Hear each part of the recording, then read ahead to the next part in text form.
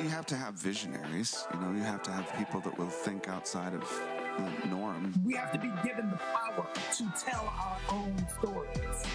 We all want to say our piece. This is a crazy time. What they care about is what it means to them. You have to not think like society thinks. This is a fight about power. Who has it and who has the right to use it? We're having a reckoning about what public safety can, should, and must look like. It's about a broader question of representation, who gets to create the images and define how we see the world. They want their voice to be heard, they have to get involved. Finally, we get to tell our truth and tell our stories like our stories matter. What's going to bring people together is equality. The love that we have for each other is the shortcut to true human happiness. You start to see how it's all connected.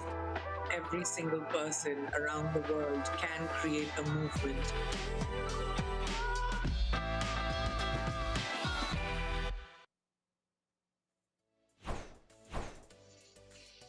Hello, everyone. I'm Candace Montgomery, Senior Vice President and General Manager of Atlantic Live, and welcome to the Education Summit. We are so glad you're here.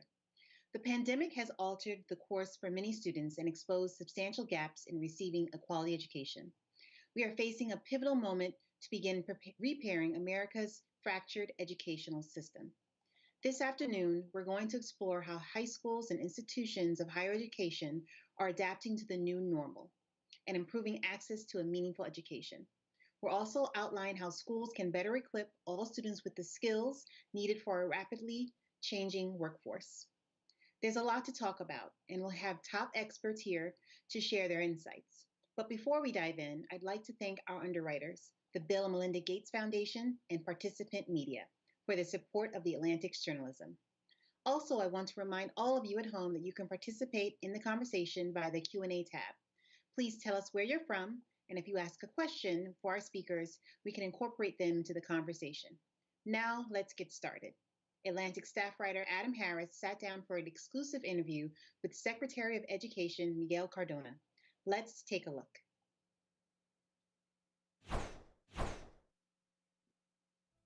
For a conversation about reimagining the future of education, please welcome U.S. Secretary of Education Miguel Cardona with Atlantic staff writer Adam Harris.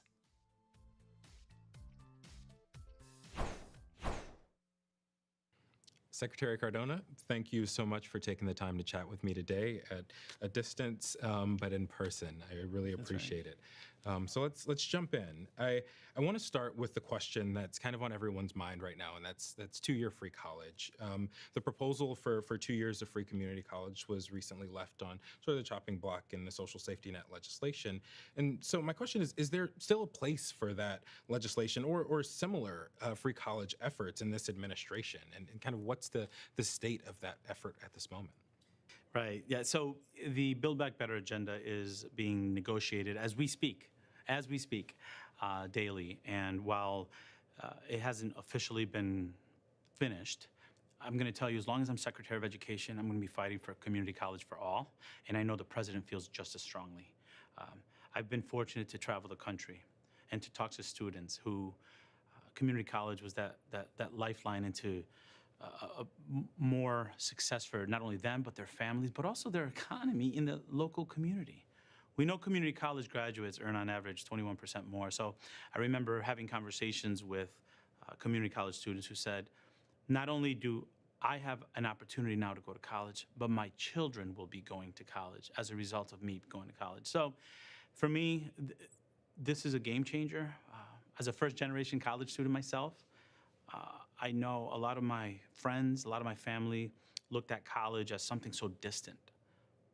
But when you have middle schoolers and high schoolers that know that community college is accessible to them, it's more likely that earlier in their school career, they're going to think of themselves as college students. And we've seen successes when community colleges are connected to high schools. Recently in South Texas, we went to South Texas Community College, and they had a connection there in McAllen with the high school. And we had high school students, ninth graders, 14-year-olds, 15-year-olds talking about the career pathway that they want to take. That could lead to 4-year school, it could lead to better employment. This is good for not only our students, our families, but our country. And the return on investment with community college is a no-brainer. And I'm going to fight really hard to make sure that all students across the country have access. So you mentioned access, and a big part of access is sort of an equity question. And the administration has made a point of really highlighting how equity is central to everything that it does, including in education. And so if some of those equity drivers don't necessarily, or potentially make it into this big ticket legislation, what does that project look like going forward? And what still has to change over the next several years? I'm humbled to serve as Secretary of Education during this time where I know the challenges are great. We are in a pandemic. Prior to the pandemic, it was almost predictable based on place and race, how students would succeed or achieve. That's unacceptable. I want to address what Dr. Pedro Noguera calls the normalization of failure. Ever since we've been collecting data, it's almost predictable that some groups of students will perform less. We need to change that.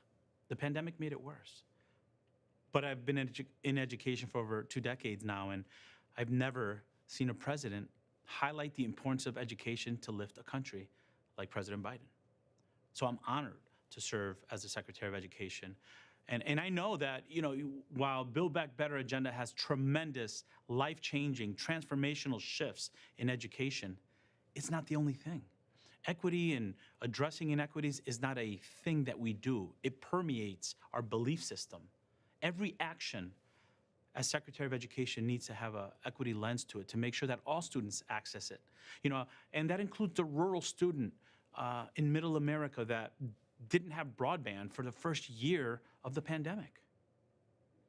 We have an opportunity to be bold about addressing inequities. We have $130 billion in the American Rescue Plan aimed to that.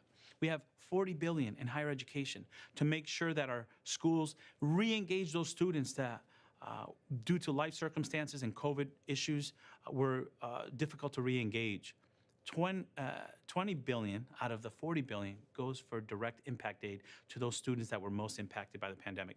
So we have a president not only that believes in equity, but whose actions show that we're going to do everything in our power to level the playing field across the country. Yeah. You brought up your sort of experience in education, right? You started as an elementary school teacher. You became the youngest principal in Connecticut, and most recently served as the commissioner of education in the state. And you really kind of led your state through the pandemic. So how does that lived experience inform how you think about this pandemic recovery and staving off some of that potential academic regression? Well, the experience that I had as commissioner of education during the pandemic really, as I say, sharpened my sword for the real fight ahead of addressing inequities. But it also taught me lessons about the vital nature of intentional collaboration. It's not a luxury in education to collaborate. I saw safety being impacted by whether or not there was collaboration, listening to diverse perspectives, but also coming together around a singular focus of protecting children and providing them the best opportunities. And it's that same passion, that same intentional collaboration that's going to address the inequities that were made worse, or the lack of access to content. Students missed out on a lot of instruction. But if we maintain the level of urgency that we had about safely reopening our schools toward addressing the impacts of the pandemic. And yes, we can talk a lot about tutors, after-school programs, summer school, but I'm also talking about access to mental health supports. I'm also talking about the social emotional well-being. I know you're a father. I'm a father too. So I come at this from that perspective, not only being a commissioner of education, but a father during the pandemic. And I know my children missed time with their peers, with their teachers. We talk a lot about the digital divide. There was a relational divide that was exacerbated. And it's important that we focus on whatever was missed academically, but also re-engaging our students socially and emotionally to a sense of community that schools provide, and making sure that academically they're okay, but also from a mental health perspective, that they have the support that they need to thrive. Yeah, and actually to that point, what does that sort of support for those mental health services look like? Yeah, the American Rescue Plan, we know educators know their communities best, and we know that the focus needs to be on what the students in that community need. What we did at the Department of Education through the reopening roadmap was highlight 3 things: health and safety, has to drive everything we do. Number two, social emotional well-being and mental health supports. And number three, academic achievement, right? So how are we supporting students academically?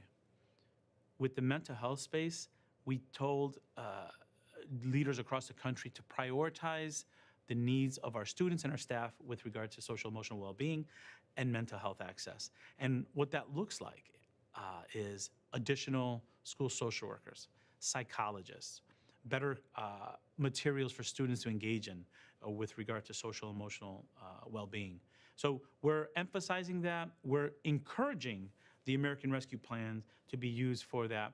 But recently, as I said earlier, through our tours and through our listening sessions, we heard from educators and they said we need tools for mental health supports. And just this week, we launched the Mental Health Resource Kit that has hundreds of ideas from educators for educators. We pulled them together, connected to research, connected to science on mental health supports that allow students to thrive. You know, we often talk about following the science when reopening our buildings. Well, we need to follow the science to make sure that our kids are okay. And right now, we have a great tool that we released with specific strategies that are connected to what research says is best for students. We're making it available, we're sharing it with districts, and we're lifting up best practices. So many great things are happening across the country. It's our job as a department to lift those best practices and help others think about how they're going to use their American Rescue Plan funds to duplicate processes that we know work. In your view, how can the government sort of expand college and career pathways for kind of vulnerable students, middle and high school students? How can they sort of expand some of those career pathways for those students? It's something that I'm excited about. I really am. I'm excited about the potential in our country when we really focus on looking at career pathways more intently, earlier, middle, high school. You know, I told the president, one of my goals is to help evolve high schools. Our community colleges are ready to welcome students that want to go into some of these fields that are new, some of these fields that are regional. I've seen great examples where our workforce partners are working with our community colleges to develop credential programs or two-year programs for students to come in and make six figures on day one. So what we need to do is make sure that our high schools are preparing our students for those programs in our community colleges, or better yet, have them partner so that our students in high school can start taking some of those classes and be prepared to get their degree and get their credential and join the workforce. I think it needs to start earlier. Middle school, we need to give students exploration opportunities and say, yes, four-year colleges are definitely something you should be thinking about, but you should also be thinking about the career pathways that exist. That's how this country is going to be made stronger, and that's how our educational system is going to connect better to the economic prosperity of our country. And there was some original kind of mild disappointment at the fact that there was a large potential investment in historically black colleges and university, and that's sort of shrunken down a little bit in the current ongoing negotiations. Can you talk about the administration's commitment to HBCUs, other minority-serving institutions, and what kind of accounting for that legacy of discrimination towards these institutions looks like going forward? Well, let me tell you, I've visited several campuses. I think of my visit to Howard U, and just the passion there, the pride. They happen to be holding a vaccine clinic for the community there, and the students of Howard were administering the vaccine. To me, that was symbolic of the power of HBCUs. HBCUs make up 3% of the colleges across the country, yet 20% of black students, black graduates come from HBCUs. That's powerful. That's powerful. The vice president is from an HBCU. I don't have to tell you that. There's $2.6 billion in the proposal for HBCUs because we know how important they are. And when I talk to HBCU presidents and they say, we need a little bit of infrastructure support. We want to make sure our labs are developed so we can compete. The research and development, there's $2 billion there for that. The president understands the importance of HBCUs, and I think across the country, we need to recognize the impact that they have on lifting up students and really serving their communities. They're a part of the plan, and as long as I'm secretary, they're going to continue to be a focus for me. Absolutely. So I wanted to ask too about, you mentioned a little bit earlier, rural broadband access. It was one of the inequities that the pandemic really highlighted, was the sort of lack of access to high-speed internet. And I know that there was recently $1.15 billion for broadband for rural communities. But how can we ensure that students in rural communities, students who maybe don't have access to some of those same resources and aren't able to get online, how do we ensure that they are online, that they are able to fully compete in classrooms? Very soon, we should be looking in the rearview mirror and talking about we had a digital divide. The pandemic made it very clear. I remember I was a commissioner of education at the time, and 4 weeks into the pandemic, we're talking like April 2020, I called two superintendents, one from a very high resource district, and I asked, how's it going? And he said, Miguel, we're fortunate, we're one-to-one, we have good broadband, our students have good quality content online, our kids are doing fine. We flipped the switch, many of them are able to have a parent home to help them, we're good. Then I called another community, less resourced, not the same as the first community in terms of need. And that superintendent said, Miguel, I still haven't reached most of my students at all. The gaps were made worse. We need to take that lesson and say, we have to put this behind us. And that's why having a president that understands infrastructure importance is critical. American Rescue Plan funds can be used for that. We're highlighting best practices where districts are doing that. And for our rural communities, it means the most. I talked to students from rural America who said, during the pandemic, my course options were so limited because I didn't have good access. This is about equity. Infrastructure is equity. And we need to make sure that we're providing the minimum, a good device and broadband access for every student. As you know, the laptop is the new pencil. It's not a luxury anymore. We have to make sure our students have the tools that they need to be successful. Yeah. And we've talked about things that have gone, that we wish we could have changed during the pandemic. What are some of the things that happened during the pandemic that you might like to keep? Some of the moving online, being able to be more flexible with classes. What are some of those things that you might like to keep? Urgency. So, look, COVID spread is serious. And we've developed systems to monitor that. But I worry about the spread of complacency as much as the spread of COVID. We have gaps in this country that we've normalized. For once, it was on everybody's radar. We cannot let that urgency go. Now, specific things. The blended use of technology, ensuring that if a student is out sick, that they can still access learning. We know that if a student wants to take a high-level course that's only offered 300 miles away, that they can take that course now, right? You're not limited to the instructors that are in your vicinity. Our students can see so many different things. And another thing that I mentioned earlier in the interview that I know is going to help us is intentional collaboration. Schools reopened safer when it happened. So imagine what we could do to close the digital divide, to address learning loss, to address mental health needs, if we're continuing to collaborate intentionally and put in structures in place where we're listening to our stakeholders, right? In the plans that we required from our states, we said, focus on equity, focus on stakeholder engagement, tell us how you're doing that. Can you imagine a school system where parents are engaged in the development of the resources and programs? The community hub model of a school is made better because parents and community partners say, this is what we offer and this is what our kids need, and we work together on that. Can you imagine the positive impact on our learners, on our families, if we take the lessons we learned when kids needed to eat and we put meals on buses and we sent meals to the kids? Imagine that ingenuity and that innovation and that urgency if we continued that to address achievement disparities. So yes, the technology.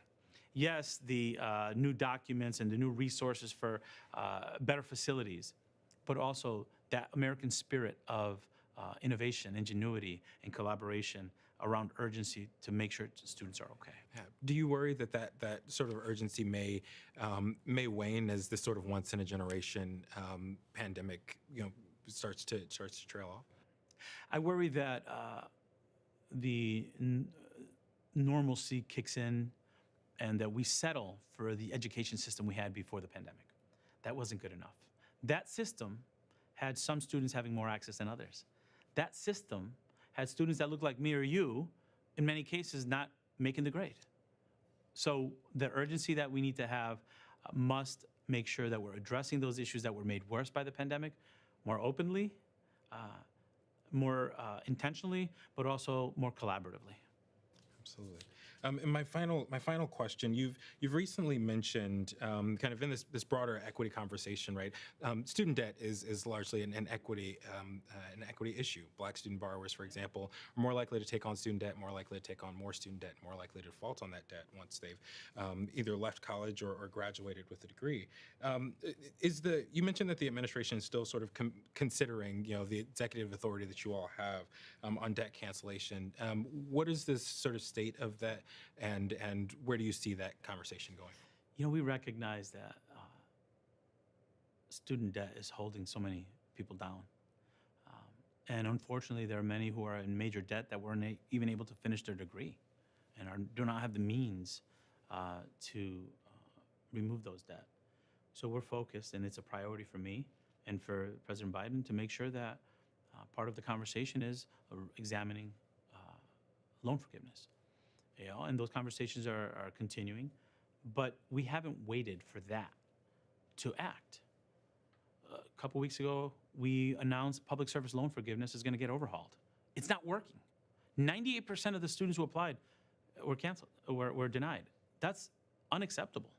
We need to do better, and we need to make it simpler. So our hardworking educators, our hardworking nurses, we talk about thanking them. Well, let's thank them through good policy and good practice. Let's make sure that we're following through on the public service loan forgiveness program that Congress wanted over 10 years ago. Let's make sure that when we're talking about how we're creating path forward, we push and we pass the Pell Grant increases of $1,800. I talked to students who said, I wouldn't be going to college if it weren't for the Pell Grant. So yes, we're going to be looking at all broad measures, including broad loan forgiveness and what our options are, but we're not stopping there. We're going to improve the systems that we have in our control to provide debt relief, and we're going to make sure we keep the borrower at the center of the conversation, keep the student at the center of the conversation. That's something that, as a first-generation college student, I value. We're going to have to leave it there, Secretary Cardona. Thank you again so much for your time. It's my pleasure. Nice talking to you. Thank you.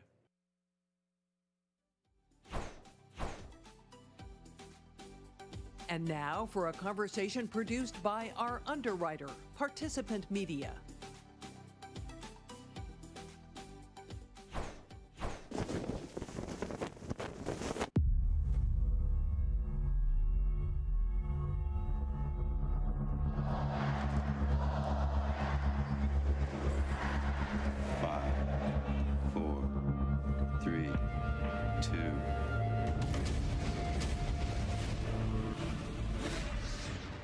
You are not a viewer.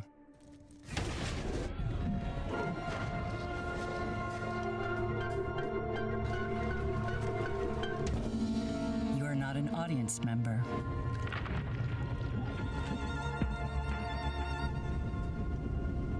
This is a film about you.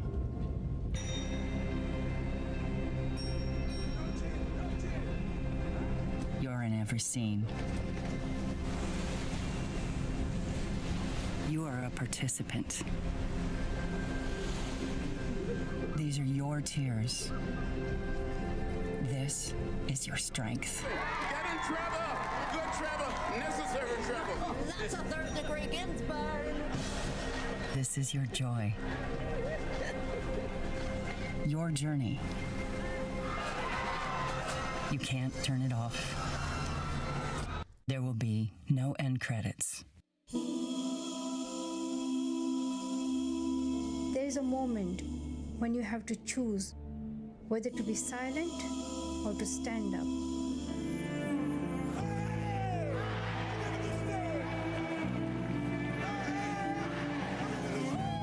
So don't act like you don't have a voice.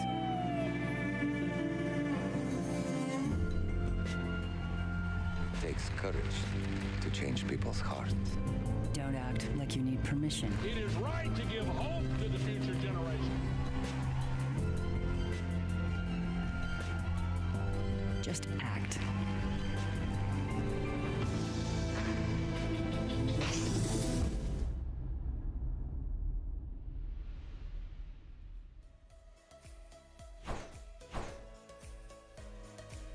Next, for a conversation on solutions for learning loss, please welcome Kaya Henderson, founder and CEO of Reconstruction, and Pedro Martinez, CEO of Chicago Public Schools.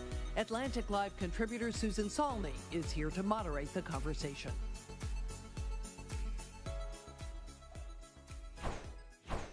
Kaya Henderson and Pedro Martinez, thank you both for joining us today. Let's dive right in. Students are back in the classroom now, and teachers and administrators are assessing the fallout from the pandemic and taking steps to address what's being called learning loss. The Chicago Public Schools call it unfinished learning. Pedro, you're fresh on the scene in Chicago, back home for you actually. Do you have a sense of where your Chicago students are from assessments or other measures? And since you just left the San Antonio schools, can you also tell us what your Texas students gained or lost over the past year of virtual learning? Pedro? Yes, no, thank you for having me. So let me start, actually give you context what I saw in Texas, because in Texas, all of the major cities were able to assess the vast majority of their students that were remote. And in Texas, most districts had a percentage of students remote as well as in person. In San Antonio, we actually got to assess almost all of our remote students. And what we saw across every single city, including even some of the large suburbs, is in some subjects like math and science, in some grades, we saw as much of a 30-point drop in proficiency rates. And it was consistent. It wasn't anything that was unique to one city. It was consistent across multiple cities, especially we saw it in some of the key grades like 8th grade, for example. And so that there's very rich data. Here in Chicago, we didn't get to test our remote students. The state allowed, frankly, for the majority of students to opt out. And so we didn't have that rich data. What I can see right now, I've been in schools almost every day, and this is day 18 for me, so please keep that in mind. But I've been in schools almost every day, and as I'm talking to principals and talking to teachers and students, what we're seeing right now is just the challenges around needs around mental health, around social and emotional well-being. We're seeing students who especially at the older grades, who have had challenges because they've been exposed to trauma and are trying to, really self-regulate their emotions. And with older children, frankly, we see more fights. So I'm seeing those kind of issues. There's, those are the struggles. I will tell you though, on the positive note, the children who are remote, they're coming to school every single day. They love being at school. So teachers right now are assessing in real time what their needs are. And so then my goal right now is just to make sure they have the supports they need to address those needs, but they're assessing them in real time as we speak. A lot of challenges and a lot of potential there. Kaya, I want to bring you in. You're a former DC Public Schools Chancellor. Now you're running a startup offering supplemental education for students outside the classroom, hoping to close that learning gap from another angle. What are you hearing from parents and students about the impact of Zoom school, and how did you envision your company, Reconstruction, addressing those needs? Well, it's interesting. I mean, we've been forced to shift to a whole different way of doing school. And for a lot of our young people, Zoom school is not working, did not work. As Pedro said, brought on isolation, lack of participation. A lot of our educators weren't trained to maximize their instructional skills. And we knew that families would be looking for supplemental opportunities to engage young people in learning. And when we started Reconstruction, which provides an unapologetically Black education, Black history, Black culture, Black literature, we decided that we needed to do that in a way that would be deeply engaging and feel not like school, because so many kids were turning off of school. And what we found, we just started last July, and we've served about 5,000 kids so far. What we see is high levels of engagement, high levels of satisfaction through small group instruction, taught by people who look like the students we serve, and providing content that is not usually what kids are learning in school. Content where they see themselves in the curriculum, where they're learning about Black educators, Black innovators, Black entrepreneurs, and many of the positive parts of our history and our culture. And our average student satisfaction rating at Reconstruction is a 4.83 out of 5, and it's just a Zoom call, just like Zoom school. But we knew that we needed to give kids a very different experience. And I think that that's not just us at Reconstruction. The nonprofit sector stepped up and has been able to provide for young people in ways that school hasn't been able to. I always say school is just the stage on which at which all of society's problems perform, and we've got to get out of this idea that just schools can serve kids. We have to do it collectively. And you've also said that the answer to making up for learning loss is not going back, but accelerating forward with new concepts. Tell us what you mean by this and how it benefits students. Yeah, I think one of the ways to think about learning loss differently is, why should we go back and try to fill gaps to get kids success in a system that wasn't working for them to begin with? And there's some new research that has come out from TNTP and Angela Duckworth, who brought us concepts like grit and resilience, that literally says that when you accelerate young people, when you show them concepts that are more advanced, when you actually push them harder, when you raise expectations, kids respond to that and learn more quickly. They can actually make up and leapfrog over what they previously hadn't learned to take on these new concepts. And it's what we see a lot of times in wealthy families, but we don't do that for poor kids. In fact, we try to remediate to death instead of inspiring kids to greatness. And I think if we lean hard on acceleration, we'll see very different outcomes from our young people. Just a quick reminder to those of you watching at home, I'll be taking audience questions soon, so please add yours to the Q&A. Pedro, you just said that you estimated as much as a 30-point drop in proficiency in some grades due to the impact of the last pandemic year. Let's circle back to this issue because the magnitude of this is just so big. The good news, as you said, is attendance is robust in Chicago right now, so parents and students must be feeling that the classrooms are safe, and that's great. But before they can dive into academics full speed, you've said we must address their social, emotional well-being. How do educators plan to do that? Yeah, I mean, so for us, first of all, one of the things that I love is I've been going to schools is how, I've talked to our students and they feel safe in their school. They feel safe with our teachers. And those relationships are very strong. And so first of all, that's something that's great to build on. And that's something that has been built over years here in our Chicago public schools. And so for us now, once we have that relationship, and what we also are doing is we're partnering with social organizations here in the community. So we have just an amazing set of partners with nonprofits, social service organizations who have social workers, mental health therapists. We're also partnering with them because it can't be just the schools by themselves. Our main goal is academics. And as Kaya said, I agree, we have to focus on how we accelerate their learning. But if we're trying to do everything, frankly, it can hurt us academically. And so by partnering with outside organizations, we bring in the resources that our children need while we still focus on academics. And what I'm seeing right now is that, our teachers, as they're putting in diagnostics for our students, they're figuring out what the needs are. And so we're starting to see more after-school programs, more programs that we're going to create even on Saturdays. And for me, it really is about empowering teachers. We have to make sure that, the individual that's closest to what the needs are is going to be our teachers. And so that's my main goal, is to make sure that our resources are aligned to that while we're addressing the needs that they're seeing specifically around mental health and social and emotional well-being. Right. Now, let's talk a little bit more about academics. The students of color and from low-income families were hardest hit by the pandemic, and you've made addressing the fallout for Black and Latino boys, particularly, a priority. What does your research say about this need and how to better support them?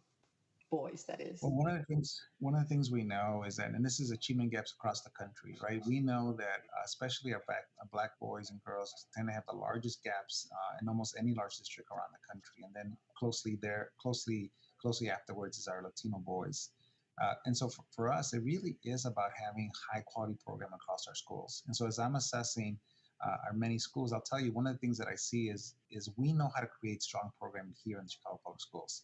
I have seen just firsthand just a high quality of instruction that's existing in our classrooms. For me, the biggest challenge when you have over 600 schools, over 330,000 children, is how do we make sure that the access is equitable and that we have quality consistently across the district. So those are the big questions that I'm asking. Again, keep in mind it's day 18 for me, but those are the conversations that I'm already having with the community. But I'll tell you, the foundation that I have with our teachers, again, I would put our staff against anybody in the country. So I know we're going to be able to, we're going to come out very strong out of this. Some of the research I've come across suggests that if boys are not literate by a certain grade level, they really act out. And literacy is tied to math, and math and science are some of the subjects that suffered most during the pandemic. Is that what you found, Pedro? Yes, absolutely. So one of the things we know, and I've seen this in multiple districts, but definitely here in Chicago as well, is that if our children are not at grade level, especially as they're getting into, just past, going beyond third grade, it gets much more difficult for them. And if they're not at grade level by fifth grade, we start seeing significant challenges around discipline as they get into middle school grades. And one of the things that I try to always share with parents and our team is that, children would rather be seen as troublemakers than be seen not being smart. And so for us, it's so important to have high quality preschool programs, to have a strong literacy program across our pre-K grades. I'll tell you one of the things that I'm very excited about. We have some amazing bilingual programs, for example, that are really with research here is showing that our children are outperforming now more and more of our other groups. So there's some lessons to learn about having that high quality program. But by the way, it starts with preschool. It starts with high quality preschool, and then having aligned programs through third grade. And we're seeing it already with our bilingual students. We're going to take some of those lessons and really apply them to our schools where we're serving, predominantly our Black boys and girls, because I think that's what it's about. It's high quality programming. But I'll tell you, I always say we either invest early or we wind up having to do, as Kaya said, remediation in the later grades that we know that doesn't work. It really doesn't. And we see it also in the discipline. And Kaya, I'd love to hear more of your thoughts on this. Yeah, I think one of the keys to ensuring that our young men are literate and numerate is ensuring that we engage them in topics that are interesting to them and where they see themselves in what they're learning. And so I can think about a student that we had named Malik this year who was struggling. He's a fifth grader. He was struggling with math. And his mom put him into one of our Reconstruction classes, our fifth grade math class on HBCU sports. Malik is a young man who hated Zoom. School wouldn't turn on his camera. He just was really unhappy this year and struggling in math. But when he started learning about HBCUs, historically Black colleges and universities, and when he started calculating sports statistics, he engaged deeply. He never wanted to be late for class. He was always participating. And when he ended up going back to his regular classes, he realized that he actually knew the math concepts. So what we do at Reconstruction is take a lot of the hardcore academics and wrap them in history and culture and things that kids are interested in, and we see a very different level of engagement. And so Malik now turns on his camera in class. He's doing very well in math, and then has gone on to take other Reconstruction courses. We have to engage our young people. We have to show them themselves, because when they see themselves in the curriculum, they see themselves differently in the world. That's right. Kaya, your program is designed to supplement traditional school learning. Are there benefits you find to not being part of the traditional school system in that, well, you go on. I sure, in fact, Sarah, this was quite intentional. One of the challenges that we ask schools to do so many things in 180 days and 7.5 hours a day, and there's just no way to do it all. What I saw was Black history and Black culture being relegated to Black History Month or a few lessons throughout the school year. And We did deep work in DC public schools to ensure that our curricula demonstrated all of our cultures, but we couldn't do enough. There just wasn't enough time. And so positioning Reconstruction outside of school allows us to do it in after school programs. It allows us to do it in summer school. It allows families to choose 2 or 3 days a week where kids are taking Reconstruction classes online, and we don't have to rush through the work that we're doing. We're teaching stuff that school usually doesn't have time to teach. In fact, this weekend we're celebrating the 55th anniversary of the Black Panther Party in partnership with Participant Media, where we are doing a whole history of the Black Panther Party. We're teaching classes. We have guest speakers coming in from the Panthers. We're showing Judas and the Black Messiah. And teachers just don't have time to do that kind of deep work in class. So we removed it from the classroom setting, and we're finding significant success. And do you think ultimately that this type of culturally sensitive education can influence or even transform what happens in the formal school curriculum? You know, if parents really like it and start to demand this? I absolutely think so. In fact, as I told you, what I saw doing curricular work in DC public schools is made me come outside of the school district to be able to do it more. I think ultimately parents will put pressure on schools. We see big conversations happening in the culture wars right now around what should be taught. But I think we have traditions of ethnic groups paying attention to identity development, and not just outside of schools, but in schools too. And so I think we're starting conversations with schools and school districts and educators around how they can take some of the things that we're doing and incorporate them into the regular curriculum.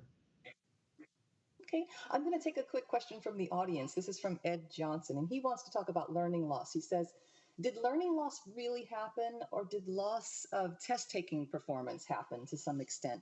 Besides, what exactly does learning loss mean? Maybe, Pedro, could you address that? Yeah, no, absolutely. So one of the things that I think this pandemic has really shown is you know, we've always known there's been inequities in our society, but this pandemic has really shown them. And so, you know, for example, in San Antonio, my teachers could see the home conditions of my children. For example, we had to get not only 40,000 devices and on a district of 50,000 children, we had to get them headphones because they had no private. There was nowhere they can just learn within a quiet space in their homes. We also had to make sure that they had access to the internet, and the majority of my family, some neighbors, 70% did not have access to the internet. And so the reality is when this pandemic forced us to our country to shut down and for the majority of our children to start remote, well, that just, they didn't have equal resources. And so it's, I don't know, and it had an impact on learning. So whatever term we want to use, that's really its great. And that's why for me, I've been such a big advocate about having our children in person, because we know that is the best place for them to learn. And then we figure out how to leverage technology, because I love the fact that we can do, for example, this seminar virtually. I can do, virtual classes with some of my children where they can do for extra credit or to even accelerate some of their credit recovery. But their core instruction is best in person, because we've always known that as inequitable as sometimes some of our districts are, it's even more inequitable when you're trying to have children trying to learn from home where they have such an uneven set of resources. And while you were heading up the San Antonio schools, you instituted an ambitious overhaul focused on equity and breaking up pockets of entrenched poverty in schools. Can you talk a little bit more about some of the lessons and successes there that you plan to apply in Chicago, and how some of the new federal funding could be applied there too? Absolutely. So one of the things that I see here in Chicago is we have, for example, some amazing magnet programs that have always been very high quality. And so there, we're just really trying to make sure that we have equity across access for our students. But I also have some of the strongest comprehensive neighborhood schools that that have been over years have just improved. And so making key investments in these programs. And we know, for example, we have a new curriculum called Skyline, and having a curriculum that is culturally relevant, where children, as Kaya said, can see themselves in the materials, and also in the amazing, just to even be part of some strong conversations. I was in a 5th grade class just yesterday where they're having conversations about the history of our country and slavery and some of the challenges that our country has been through. And these are 5th graders having this great dialogue about what the history was of our country, and being able to talk about it in a very safe space. And so for me, I see those opportunities right now as our district is implementing these types of initiatives. But the other thing I see is that the ability to redesign some of our schools that, because of enrollment declines, have gotten smaller. And I had a lot of experience in San Antonio, not only reopening closed schools, but creating some of the most innovative small school models that attracted families of all different income levels. And for me, that's an opportunity that I see here in Chicago. One more quick question from the audience, and I think it's also for you. Will you ensure that social workers and mental health specialists, this is from Amy Kraft, audience member, are provided at every Chicago public school, including in minority communities? Yeah, absolutely. So definitely, I'm a huge advocate for having, more and more services in our schools, including mental health and social work services. What I will say is that we have to look at models where we're adding staffing where we can, but also partnering with community agencies. We have some amazing partners that, for example, that we have partners that are servicing multiple schools where they have mental health therapists, they have licensed social workers. So I think it has to be everybody has to be at the table. The schools by themselves cannot do it all. I have high schools that have as many as 3,000 students, and I have schools that have less than 200 students. One social worker for these large schools is not going to be enough, and even at 200 students, one social worker is still going to be it's going to be very difficult for them to be effective. So we have to leverage all the resources that we can. But I am committed to making sure we have those resources. My mother was a public school social worker, so I certainly understand that. And Kai, I want to give you the last word. I don't want to interrupt you. Go ahead. No, go ahead. Well, the question I have for you is, your goal is to make Reconstruction content available in as many spaces as possible. Does that include brick and mortar spaces down the road? And what else? How do you scale something like this? And what is the ultimate future for Reconstruction? That's a great question. I mean, we're a year in, and so my first goal is to ensure that kids, wherever they are, in schools, in Girl Scout and Boy Scout troops, in churches, in community-based organizations, have access to Reconstruction classes. I think one of the things that we're able to do, because we're an online platform, is, whether you're in a big city or in a rural place, whether you're at home or at a recreation center, you can access these classes. And so that's one way to scale. But we also want to, we know what Pedro sort of shared, which is there's no substitute for in-person deep relationship building.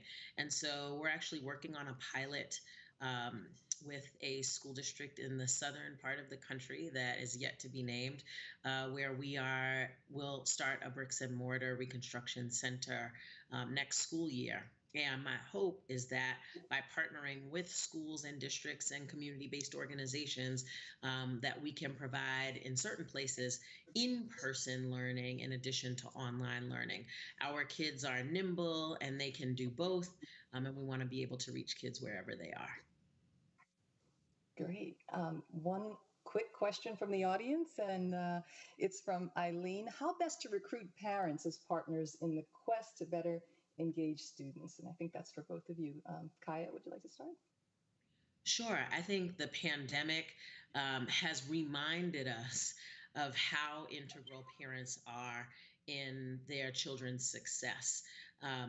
Between parents teaching and homeschooling through the pandemic to parents actually demanding something very different. Parents right now are not asking, what is my child's test score? They're asking, is my child safe? Is my child happy? Is my child connected to people? And ultimately, is my child employable? And I think the people closest to the challenges that we're facing, parents and students, have the best solutions. And when we put our expertise as educators together with theirs, we get better outcomes for kids. And so if we're not deeply engaging parents and students in creating a new education normal, then we're missing out. Pedro, your thoughts on parents as partners? Yeah, for me, and I saw this firsthand in San Antonio, and I'm seeing it here in Chicago.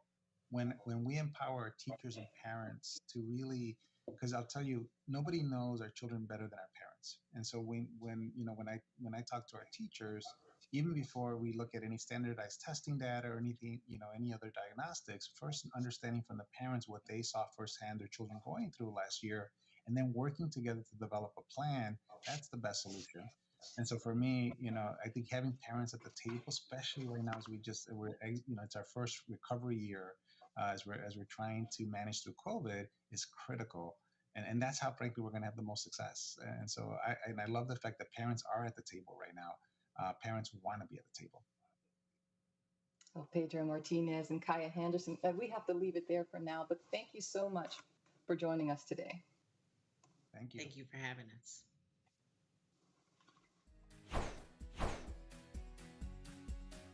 And now for a conversation produced by our underwriter, the Bill and Melinda Gates Foundation.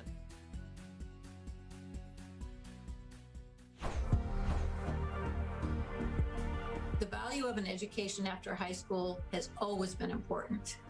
And it's more important than ever because of what we've been living through as a country over the past year. The uncertainty, the painful reminders of systemic injustice, the struggles of so many students.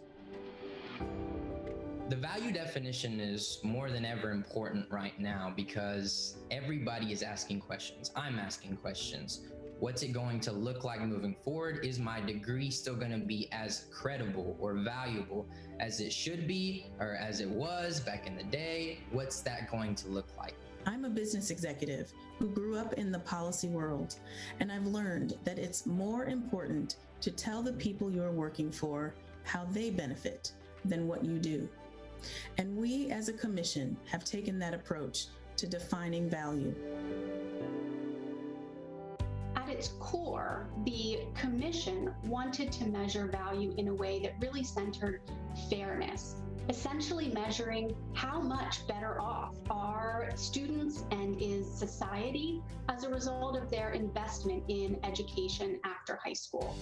So the commission really looked at measuring economic mobility and security using data on earnings and on wealth. We also look at the economic returns to society as a whole. We have data on the economic returns for society, and what this research has shown is that we are leaving billions of dollars on the table by not having a more equitable education system. The Commission has looked at non-economic benefits of higher education, things like learning outcomes and well-being and narrowing the skills gap and building a more just society. As institutional leaders, colleges and universities, what are we doing to create clearer pathways toward a certificate or a degree? How are we changing schedules? How are we meeting students where they're at, rather than designing our courses, our schedules, our processes around what the institution needs? We need to become more student-centered and less institutional-centered. And policymakers, how are we investing resources in our most under-resourced communities so that they can have access? So things like financial aid, whether it be doubling the Pell or thinking about state aid, how do we get more resources into the hands of the individuals that we need to see participate in the economy? Change happens when we bring together ideas, evidence, and will. The ideas are here. The evidence is here. Now it's about the will to act. Our students, the new majority, is waiting to see what we will do to make opportunity real, especially for students of color, students from low-income backgrounds, and women, and we can't disappoint them.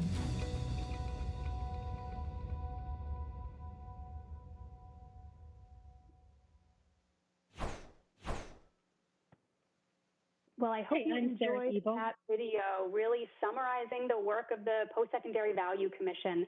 My name is Mamie Voigt with the Institute for Higher Education Policy, and I'm excited to be here to talk with you about how much better off students and society are and can be as a result of their post-secondary education.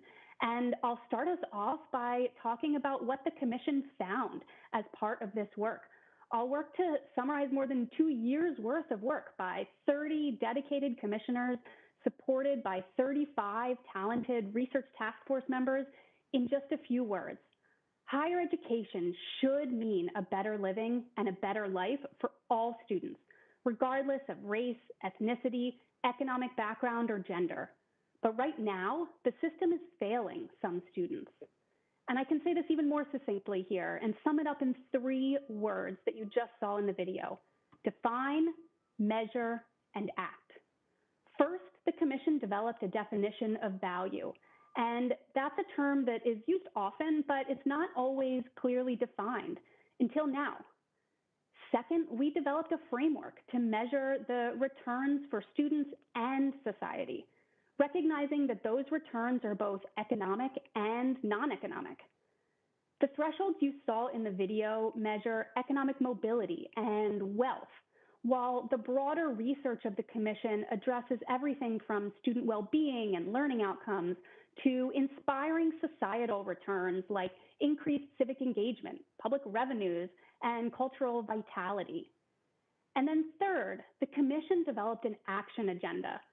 The recommendations for institutional leaders, policymakers, and other stakeholders, they'll fix what's broken and promote a system of higher education that delivers value equitably, doing its part to dismantle systemic racism and classism.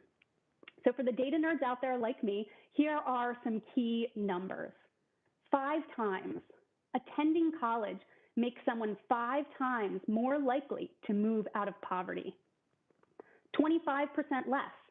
Latinx adults with a bachelor's degree or higher earn 25% less than their white peers. And even if those numbers don't give you great pause, I think this number will. $956 billion, that's with a B. And that's how much the public would save annually if we were to close current gaps in attainment along lines of income and race. And that's where the Post-Secondary Value Commission has come in to work to change the conversation and deliver real tools and recommendations for reform in this space. As we dive into what's next, in just over 1 week, November 4th to be precise, we will have an interactive online tool that puts data to the measurement framework, and that will be publicly available for use.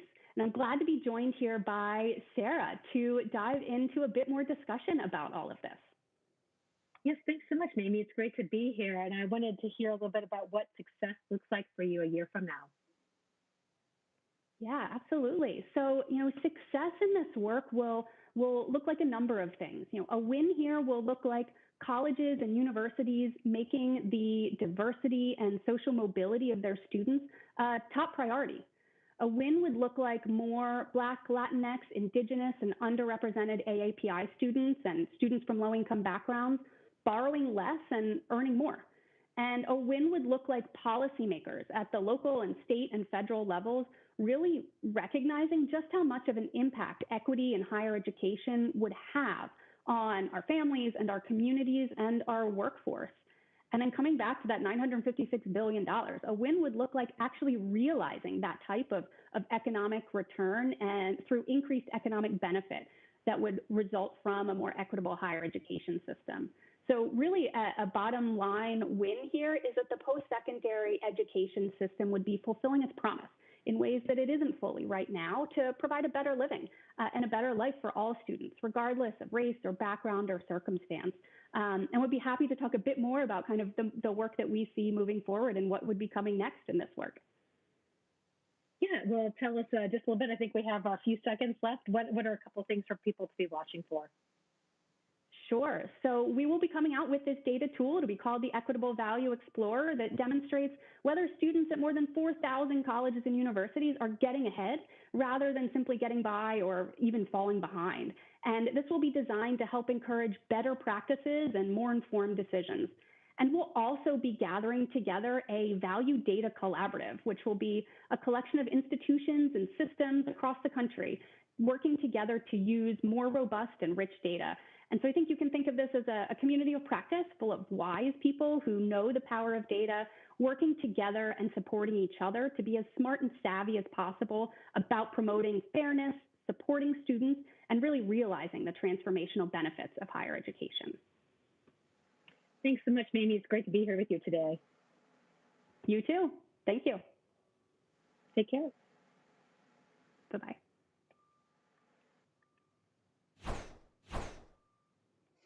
Now we're going to to take a short break. We encourage you to network with other attendees and visit our virtual expo booths. We'll resume programming shortly with a conversation about the future of college admissions, and you won't want to miss it. While we're on a break, we encourage you to network with other attendees and visit our expo booths. To participate, select the networking icon located on the left-hand side of the screen. Next, click Join, and you'll be randomly paired with another attendee for about 5 minutes. If you wish, you can exchange virtual information with each other and keep in contact via direct message within the platform. You can also click the Explore icon to visit our virtual expo booths. Here you can explore more resources from the Atlantic and our underwriters related to today's event. We'll see you shortly after the break.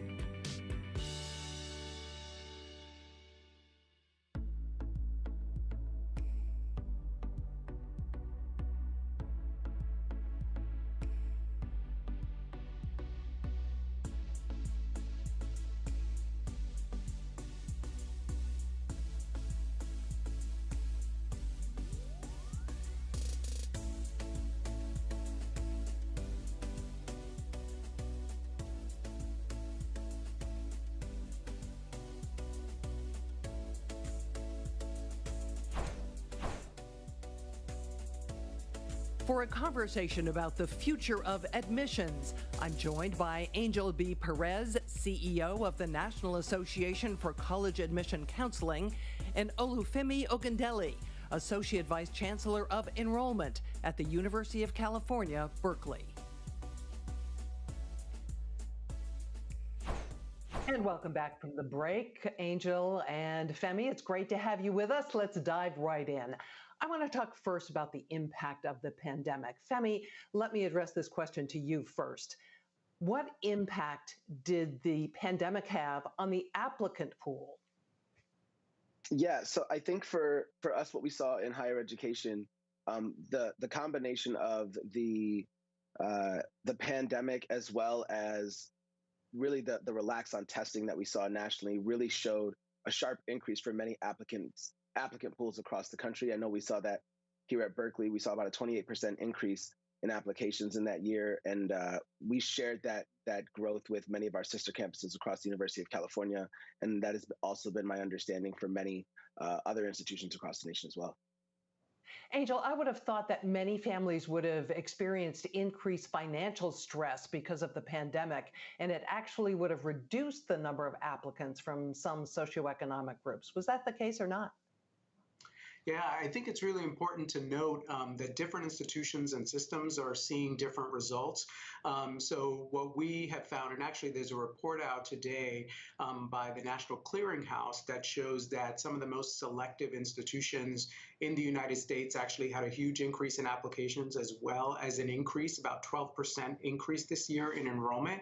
But the reality is across the country, we are actually down in enrollment. So since 2019, we've lost about 6.5% total students going to college, and community colleges actually lost the most with about 14%. So it depends on the sector that you're in. And financial aid, I'm glad you brought that up. It's really an important point as well. We did see that fewer students actually applied for financial aid.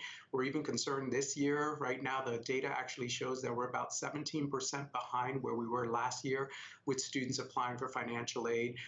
So there's still a lot of work to be done to get more students to college. So why do you think, Angel, that you're seeing that decrease in financial aid applications? I think as I talk to my colleagues who are high school counselors, a lot of them talk about the fact that, especially during the pandemic, it was really difficult for them to reach the students directly. I still vividly remember a counselor in the South Bronx saying to me, the way I remind students to fill out the FAFSA is I go into the cafeteria and I tap them on the shoulder. And that wasn't possible last year. So we're really hoping that with the return of students going back to school, that those numbers will turn around. Femi, some colleges practice need-blind admissions, and I'm wondering how the pandemic impacted that. Did you find that some schools were forced to abandon that approach because the institutions themselves were in financial straits? I don't think that institutions really abandoned need-blind admissions. I think where we really saw it impact us in our funnel had to do with the yield of students on the back end. Many students still are we recognize that the college decision is a financial one. It's a dinner table conversation. And so although they might have applied, I know that many students had very different financial experiences this past year that did limit where they could truly end up going in the long run. Femi, you mentioned earlier that Berkeley had done away with a requirement for standardized tests. What has the result been? Has it truly diversified both the applicant pool and the students admitted?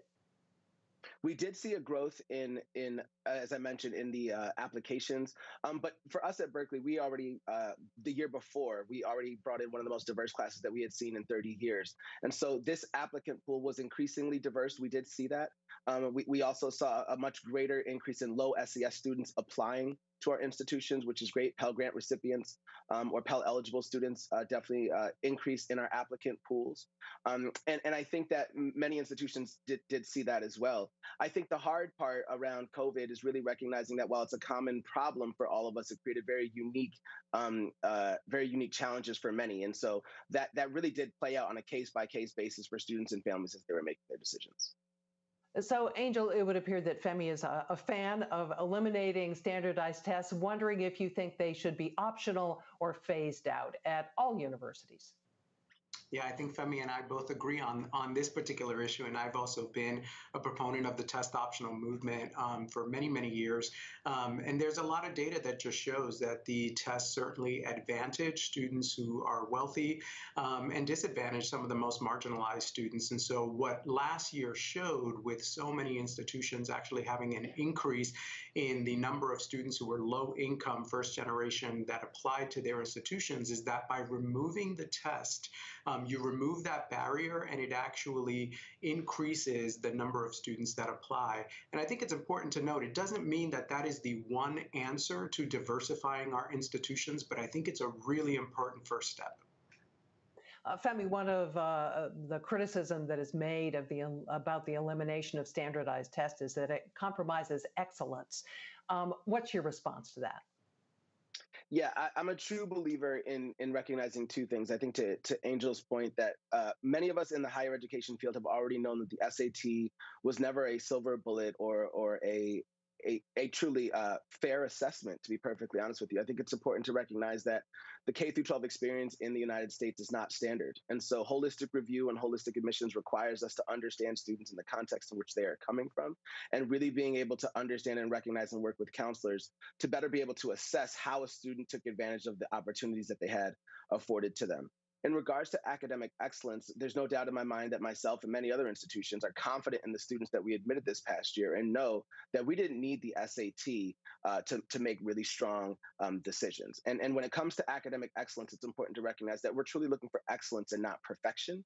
And excellence gives us the opportunity to evaluate students in the context in which they're coming from, as I mentioned, but also lets us know that you don't have to have a perfect SAT or a perfect GPA to get into the nation's top colleges.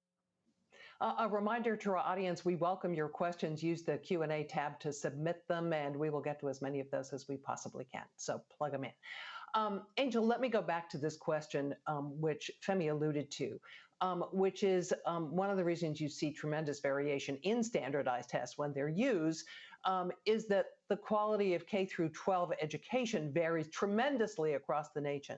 By eliminating tests, are we sort of giving a pass to the fact that primary and secondary education is so inferior in some communities?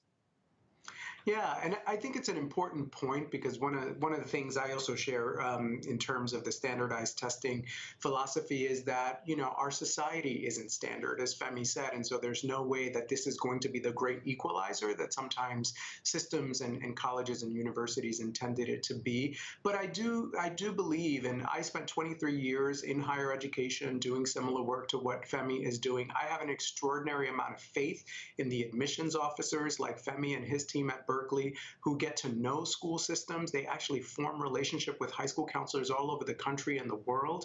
And so, I wouldn't say that there is a pass, because what holistic admissions really means is that students are being evaluated based on the context of their curriculum, their opportunities, and not being disadvantaged as a result of those. Femi, has there really been a reinvention of the admissions process? I wouldn't call it a reinvention as much as I would call it an evolution. I think that there's been a lot of really great research that has come out around the profession, around how do we adequately assess a student and their ability to succeed on our campuses. And that's also required us in the profession to challenge things like the SAT and the role in which they play. The evolution of college admissions has actually really already started to show a reduction in how much institutions are relying on standardized testing in the first place. It does make admissions a little bit more complicated, and I think that that's important. And again, as we're assessing students and trying to build communities, I think the more complicated, the more nuanced, the more it does actually pay homage to the fact that those experiences are diverse. And just one other quick note on the standardized testing piece that Angel mentioned. It's also worth noting that even if you consider that standardized testing could possibly be some sort of great equalizer, what we know is that the socioeconomic status correlation to standardized testing is the strongest correlation that exists there. And that doesn't just include the students who are going to really strong high schools, but also students who are able to afford things like test prep versus those who are not. And so I think it's been a really great and strong evolution in the face for equity, for us to consider other factors beyond just standardized testing, whether that's the SAT or the ACT. Femi, we do have a question for you from Dr. Jalasco, who asks, I offer the blank check question. What are a few things that you believe, if given ideal resources, schools should be doing to better serve their underrepresented populations? Well, I think if given the blank check, I would love to see a strong proliferation of availability of math and science rigor at all low SES high schools. I think that when we really take a look at not, I live here in the Bay Area and I live here in Silicon Valley, and I know that not just at our colleges and our campuses are we looking to diversify our STEM majors, but the entire industry is looking to diversify. And a lot of that has to do with students' access to a strong math and science rigor in high school and in middle school. And so if I were given the blank check, it would really be to increase students' opportunities to explore those fields. Angel, the National Association for College Admissions Counseling, what are you doing to help high school students and their counselors and their parents navigate what is clearly, as has been described, what has been described as an evolving landscape in college admissions? Yeah, the reality is most of our work, actually, we serve students and their families through the professionals like Femi who do the work. So we are really the professional home for admission counselors, high school counselors, college advisors all over the country and the world. And so we provide that education and training. But I will mention, we also provide national college fairs all over the United States. When we get back to doing those in person, right now they are actually online opportunities. And so one of the ways that, especially any viewers who have children who are going through this process, for them to begin to make connections directly with colleges is by attending one of our national college fairs. And you can get that information on our website. Femi, one of the problems is not just admission, but retention. What are you doing at Berkeley to make students from diverse backgrounds feel more welcome and involved and part of the campus?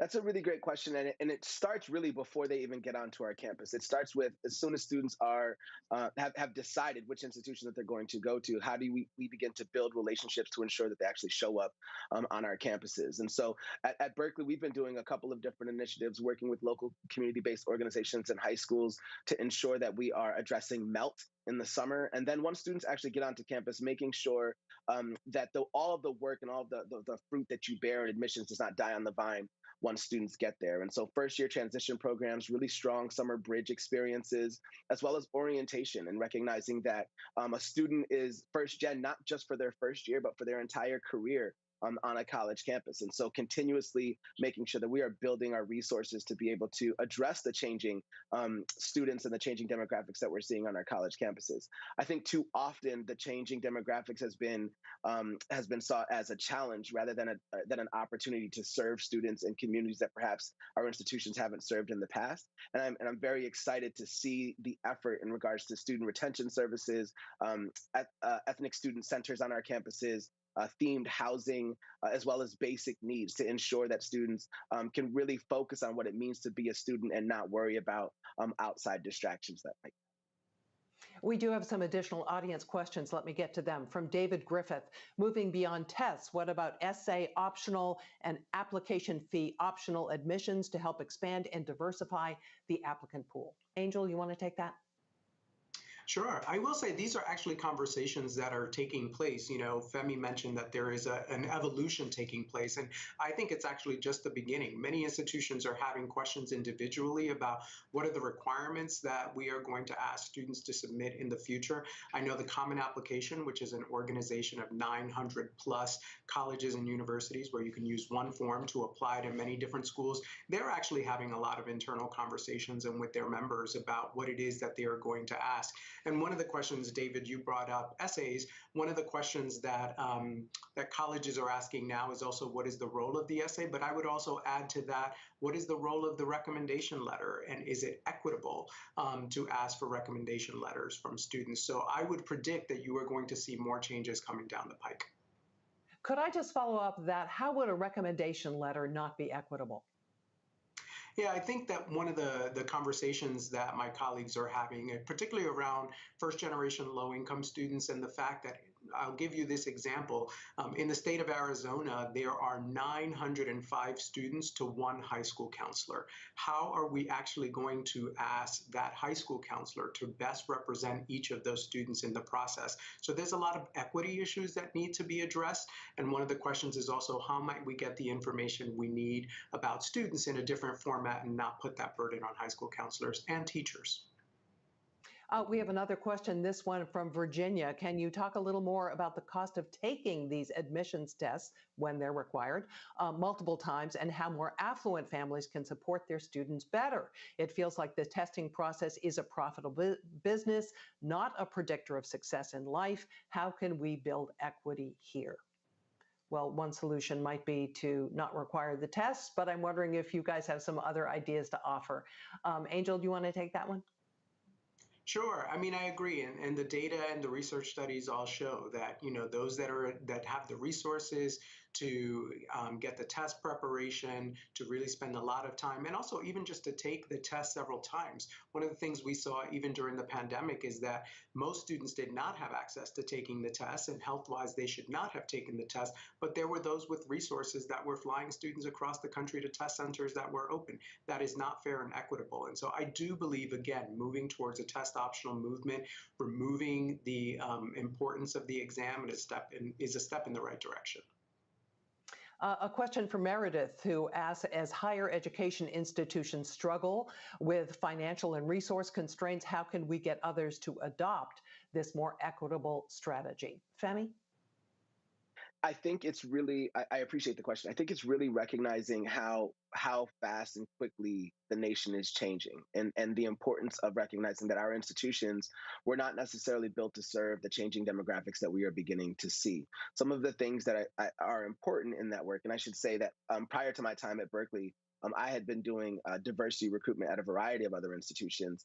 And what I'll tell you is that oftentimes when personnel gets tight, the budget gets low, or the time is constrained, the diversity work is often what is compromised. And I think what's going to be necessary for institutions is going to be really centering your entire admissions operation around diversity, equity, and inclusion.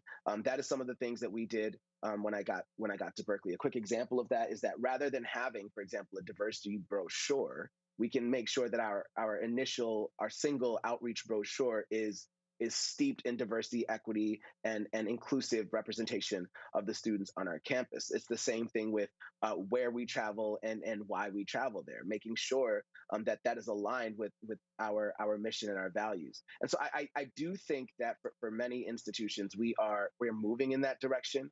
I think that the removal of the testing is a piece of that. I also think that COVID exacerbated educational inequities that already existed prior to COVID, but they put them front and center. And I appreciate seeing higher education, I think, respond to that because I think the time is now for us to really step into the opportunity, again, to serve populations that have not been served for quite some time. I'd like to ask you both to look forward and project what you think success in college admissions is going to look like in the future. Angel, you want to take that first? Sure, I might take this in a direction that you weren't expecting. And I think the elephant in the room that none of us are really addressing in this country is the fact that the way that higher education is financed in this country needs to change. Because we can certainly drop the test, we can change the admissions process, but we are only going to move the needle slightly unless we really figure out ways that students are going to be able to fund higher education. You know, the reality of the matter is admission officers only have but so much power. They only have but so many limited budgets, and so many institutions across the country, including the best public institutions in the nation, are still very, very highly tuition dependent. And so until there isn't that pressure where colleges and universities are paying attention to students' ability to pay, we really aren't going to move the needle. So I think that's a conversation, and by the way, something that the National Association will be pushing for at the congressional level. That's a conversation that needs to happen. Femi, your quick thoughts? I couldn't agree more. I think that when we think about students' college dreams, admissions allows dreams to happen, but financial aid makes dreams come true. And I think unless we really address that, we really are just creating a bottleneck at a different part of the admissions and recruitment funnel. And we have to leave it there. Femi Ogundele, University of California, Berkeley, and Angel Perez, CEO of the National Association for College Admissions Counseling. Thank you both. Thank you. Thank you. And now, our final conversation, here to discuss creating pathways for success. Please welcome Daisy Gonzalez, Acting Chancellor of California Community Colleges, Melissa Connolly, CEO of One Goal, and Elizabeth Lindsay, CEO of Urban Alliance. Here again to lead the conversation is Atlantic Live contributor Susan Salney.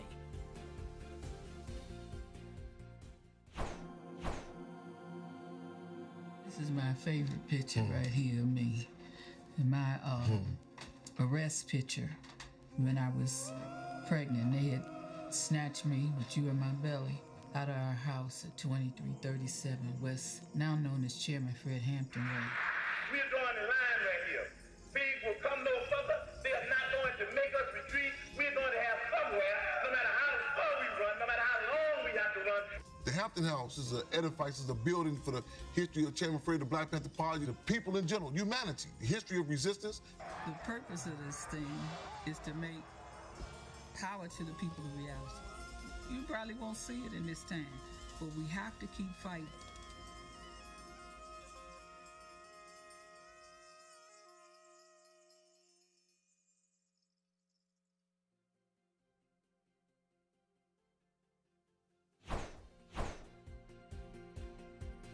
And now, our final conversation, here to discuss creating pathways for success. Please welcome Daisy Gonzalez, Acting Chancellor of California Community Colleges, Melissa Connolly, CEO of One Goal, and Elizabeth Lindsay, CEO of Urban Alliance. Here again to lead the conversation is Atlantic Live contributor Susan Salney.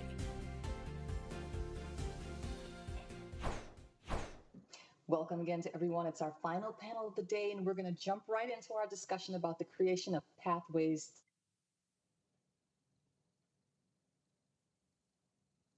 helping the most vulnerable students who are often off the pathway for high school degrees, not to mention higher ed degrees. I'd like to start with a two-part question. First, how does your personal history as a student in a truancy program inform your work? And second, what are the unique challenges today for kids with experiences similar to yours? I so appreciate the question. It's really hard for me to talk about One Goal without sharing my personal story because they are inextricably linked. My story in many ways mirrors the experience of our students across the country, and I think offers some potential solutions for educators who are doing real hard work to support our kids to their greatest post-secondary aspirations. So you're absolutely right. I started high school in a truancy program. I have firsthand experience of what the world looks like when we take 15 and 16-year-olds and say, you know, it's too late for them. I was receiving implicit and explicit messages that other kids should dream about college and career, and I should just try and make it through high school.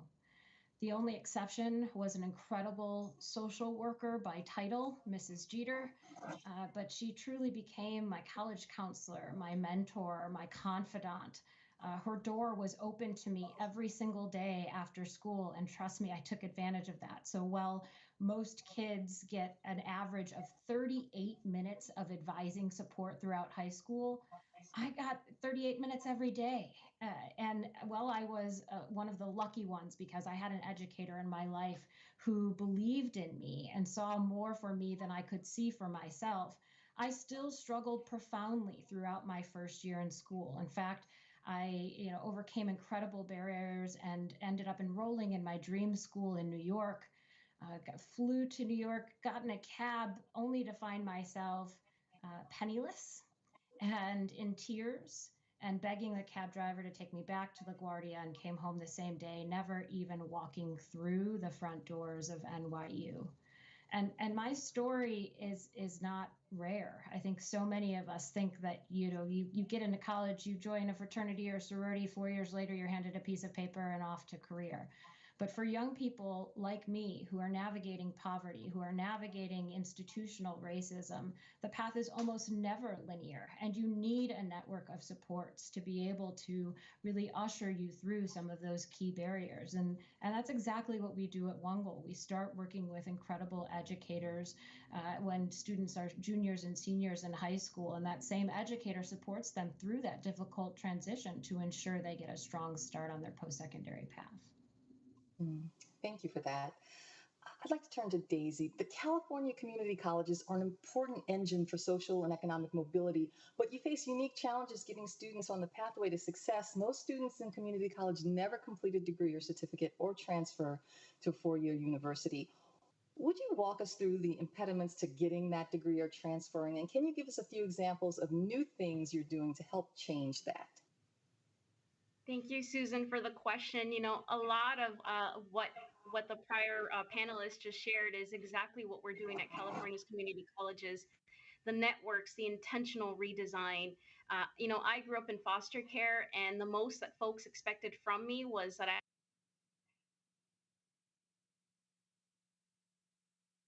California's community colleges, we understand who we serve. We love who we serve, not who we think that we should be serving. 69% of our students are students of color. They are first-generation college students. They are low income. And the work begins with intentional redesign. Here in California, we have eliminated remedial education, and that made a huge difference just 3 years ago. We have also been paving the way for redoing affordability in this state. So right now in community colleges in our state, it's $46 per unit. But then what we need to care about is, where are students going to live? How will they afford textbooks? For students who choose a career technical education pathway, we have a lot of work to do in thinking about networks, right? In order to get a job in this country, it matters who you know, but it also matters that your degree, the degree that you earn and you work so hard on, is actually something that is transferable into this working environment. And as you all know, during this pandemic, we redefined what it meant to be essential in this country. So that has been intentional redesign in terms of career technical education, apprenticeships, work-based learning, and then of course the wraparound supports that need to happen in terms of financial aid. Thank you for that. Another really powerful personal story. I want to turn to Elizabeth and the Urban Alliance. You work to empower students to access upwardly mobile careers through paid internships, skills training, and mentoring to high school students from under-resourced communities, predominantly children of color. And you stress opening these pathways early in the high school years, not waiting to senior year. Tell us a bit more about your signature internship program and what outcomes you look for.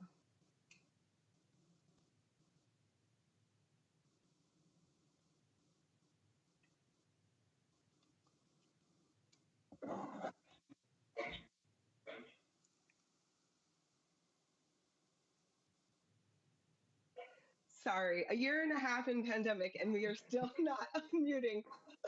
So thank you so much for your great question. At Urban Alliance, we know that exposure to work-based learning can totally change the lives and trajectory of young adults, especially young adults of color and first-generation college students, or would-be first-generation college students.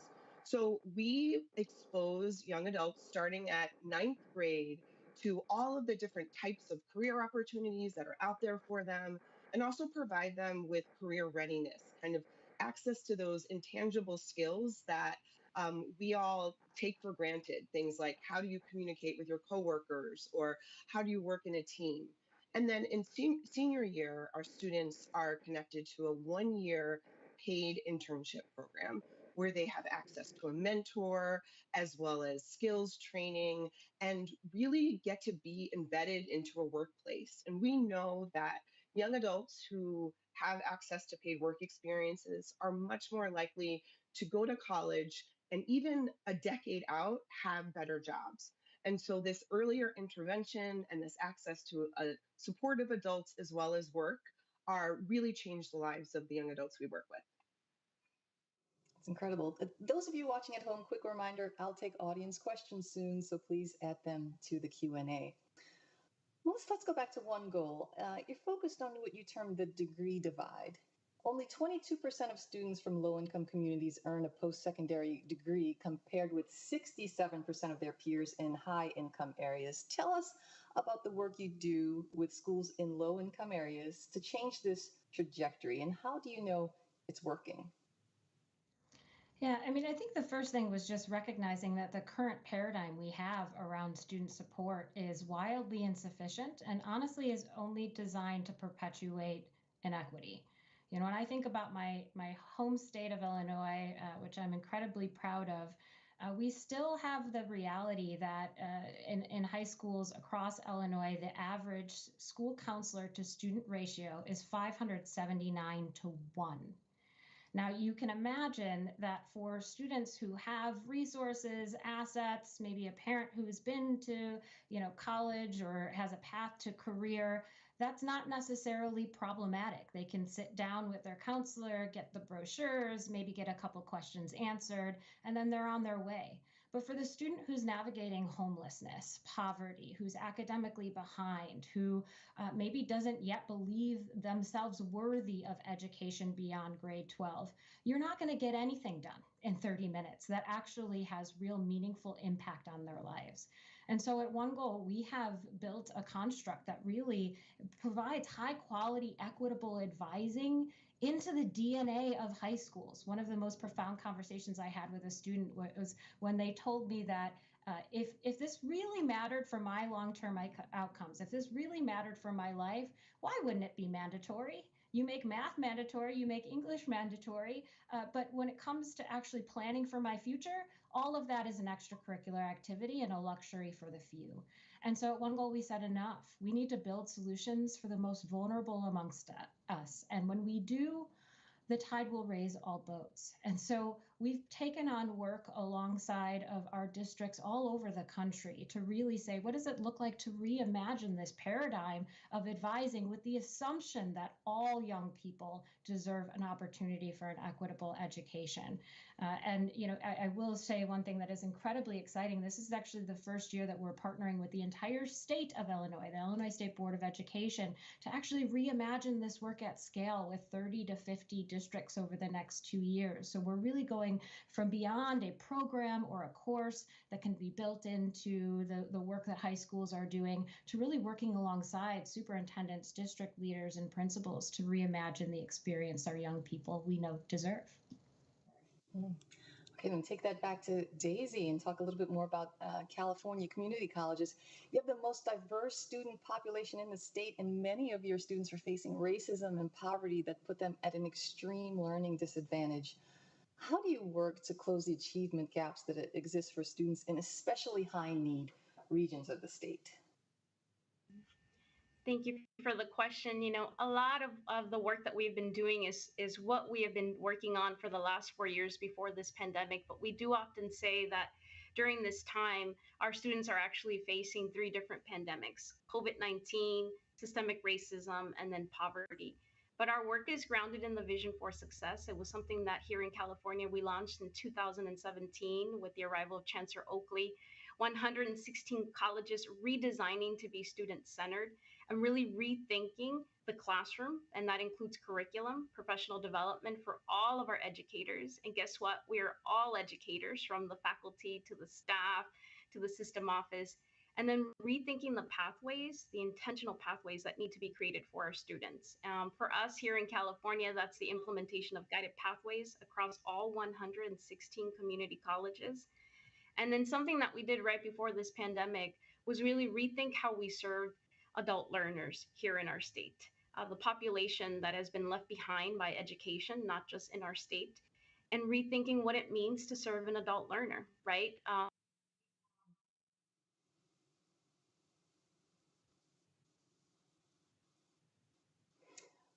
I'd like to take a question to, excuse me, Elizabeth.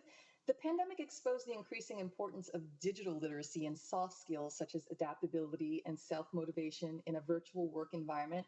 And Urban Alliance itself adapted by redesigning some of its curriculum.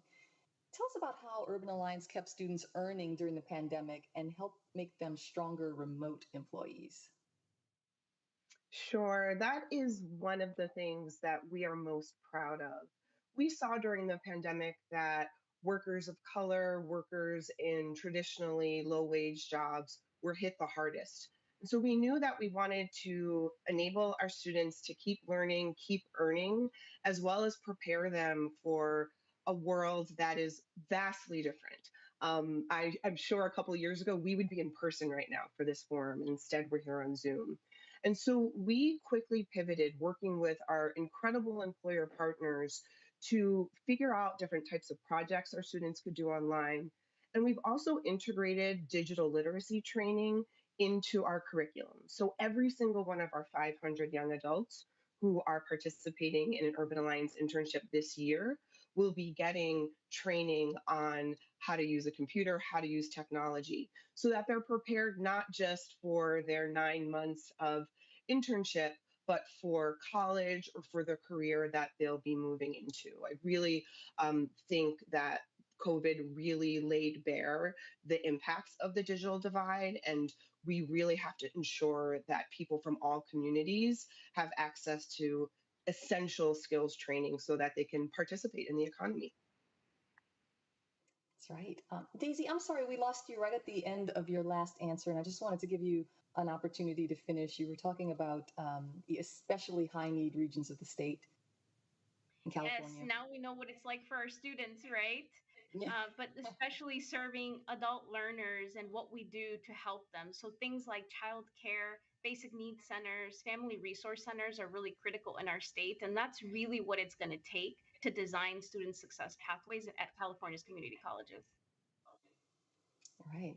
Okay.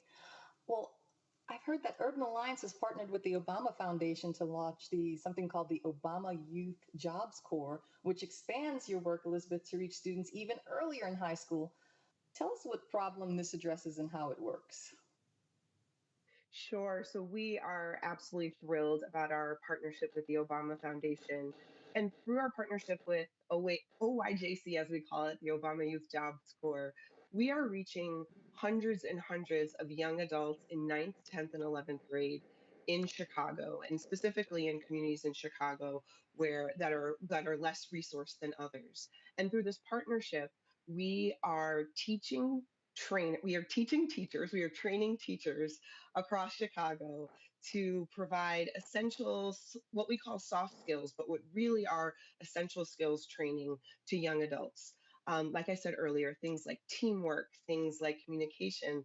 We also really believe in exposing young adults to all of the different types of careers that are out there for them. You know, we don't know what we don't see. It's hard to know that you could be a nonprofit executive director or or an engineer, or any of the many thousands of careers that are out there for people if you've never met someone who was in those jobs or if you ever knew they existed. So that's a key part of that partnership in Chicago, and we're looking forward to expanding that more throughout all of the cities where Urban Alliance works. Okay. Speaking of expanding, Melissa, I want to go back to one goal. Your 5-year strategic plan looks to scale your work to benefit entire school districts, even states, as you said, Illinois. But you said also that scaling isn't technical and that human problems require human solutions. Can you tell us more about your thoughts on that?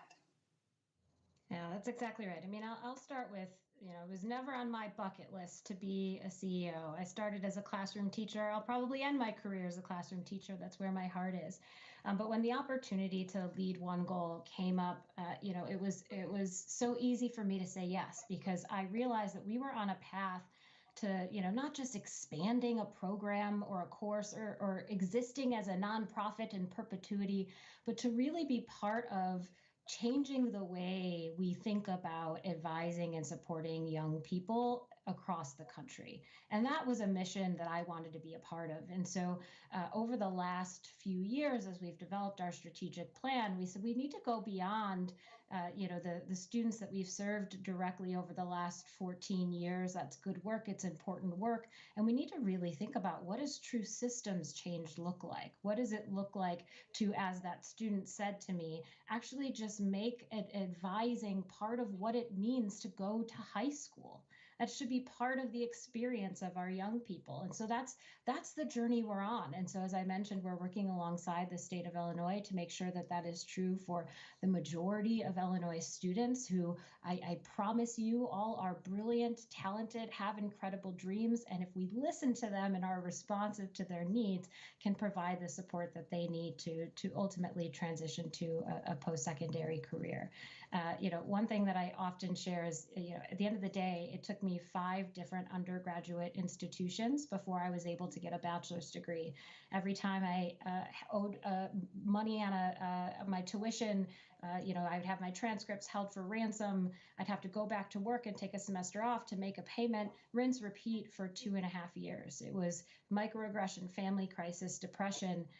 And truly, I had every reason to throw in the towel, but because I actually had an integrated network system of supports and educators who were as invested in my success as I was ultimately able to achieve my post-secondary aspirations and sit in front of you today. And I recognize that at the end of the day, if we can at least start with the core belief that all of our students deserve that kind of love, support, and care from our secondary and post-secondary institutions, are going to be a lot more successful. These solutions cannot be only technical. They must be adaptive. These are human-centered issues. They required human-centered solutions. That's right. Okay, we're going to take a question from the audience, and here it is. As we discuss reforms and strengthening pathways for younger students, we should be mindful of their parents' needs also. Can you all talk about expanding access and opportunity for courses training for learners of all ages?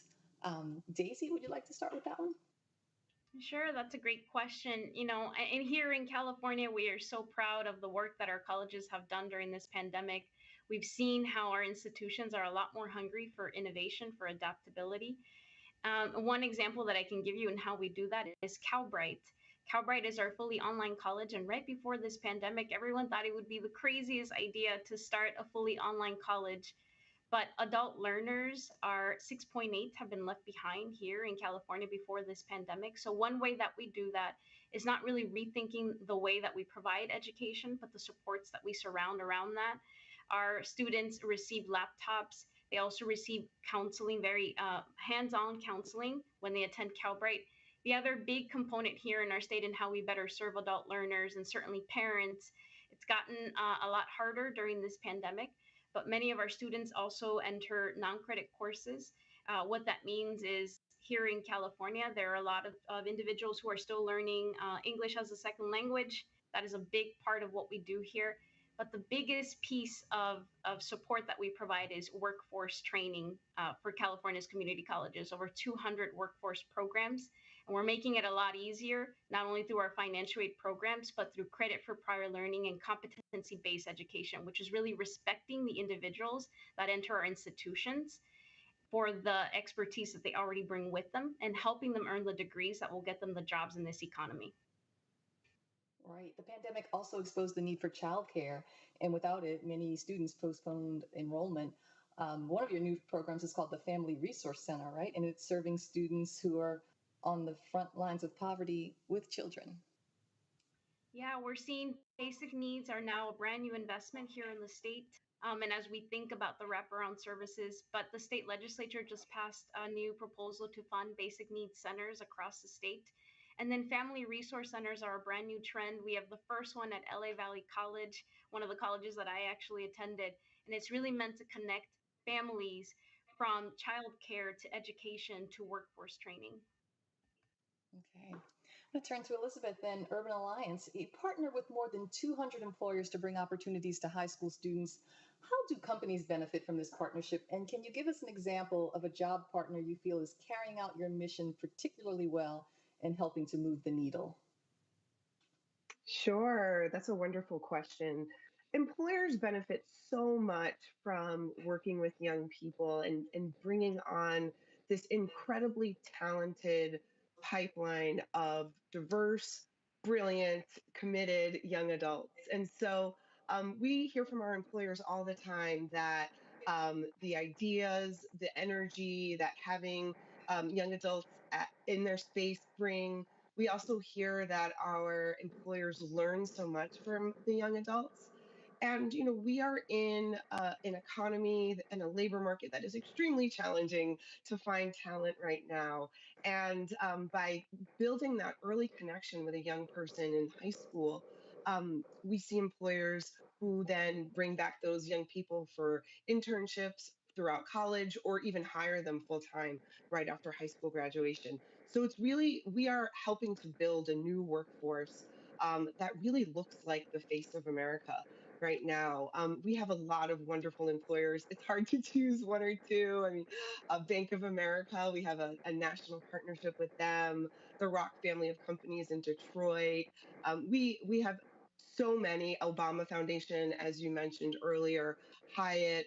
We have employers large and small who are really just rethinking and being innovative and creative around how valuable it can be to have a 12th grader come into the workforce and hopefully stay connected with them throughout their careers. All right. Well, I really appreciate this conversation. Melissa Connolly, Daisy Gonzalez, and Elizabeth Lindsay, thank you all for joining us today. Thank you so much.